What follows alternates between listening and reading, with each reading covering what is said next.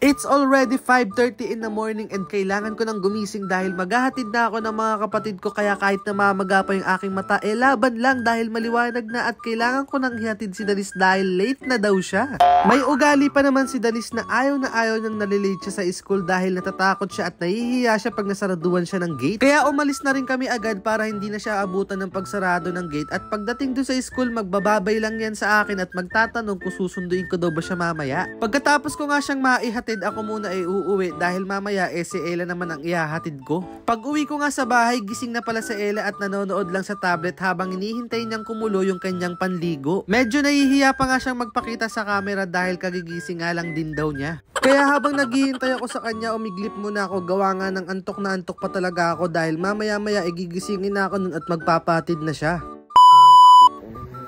Ayun na nga guys, tinatawag na ako ni Ella. Magpapatid na siya. Ano, pasok ka na? Hindi. Tutulog na ako. Tara na. Pangit ko. Mga kang astronaut ah. Sige mo yung sapatos ko. Yung sapatos ko ng grade 10. Sabi ng kaklase ko, ganyan yung sapatos ko ng kinder ako eh. Ang sakit kasi yung takong. Ayoko na. Tara na. Pasok ka na. Umalis na rin kami agad na Ella dahil malayo-layo pa yung kanyang school, at pagdating namin sa Sabarte ay grabe, ang tindi ng traffic at inabutan pa kami ng stoplight. Kaya sabi niya maglalakad na lang daw muna siya, kaya ayun, umuwi na rin ako at magpapahinga na muna ako dahil maya-maya mag-aasikaso naman ako ng aming pananghalian at magsusundo na naman ulit.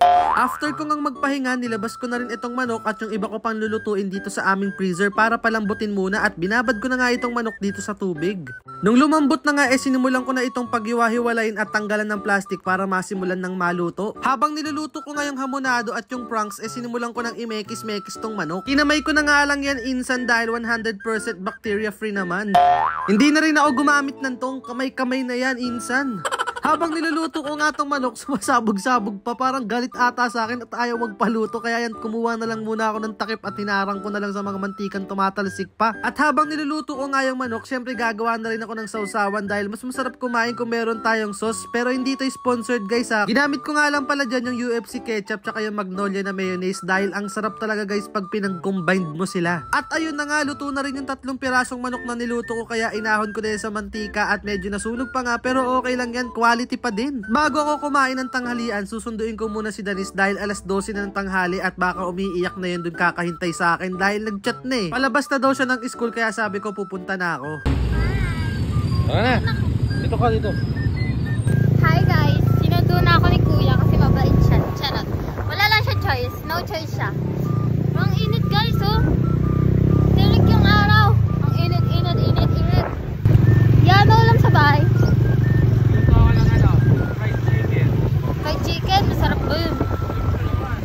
Buti naman hindi mo naisip na mag-adobo ngayon. Kasi araw-araw adobo na lang eh. Yan. Guys, mag-fried chicken kami. May fried chicken ako, charot. So yun guys, nakauwi na kami ni Danis at kakain na kami kasi gutom na talaga ako. Gutom ka na rin? Siyempre, kanina pa hindi ako nagagaan. Titikmo ko na itong niluto kong manok na mapanakit. Natulusik yung mantika kanina. So na natin dito sa sauce. Yay! First bite! Sarap! Lahat na paborito mo. Ano paborito Sarap! mo? Galat ang plato. Dami ang mukhain nis ha. Para tumaba ka. I don't need to be mataba. Di para maging healthy na lang. Healthy, tignan mo puro mantika itong niluto. Healthy. Chicken. Minekis-mekis ko yan kanina. Ano mo? Sinamay mo. Siyempre. Ba magahang kamay? Hindi ah. Sa crispiness. Lapit mo para marinig. Rinig ba? Rinig ka? Rinig. Lakas mo kumain ba? Inubos mo yung hamonado ni Ate Ella mo. Hindi lang ako kumain ito. Quality? Quality. Okay, ikaw na magugas ng plato. Ako na nagluto ah.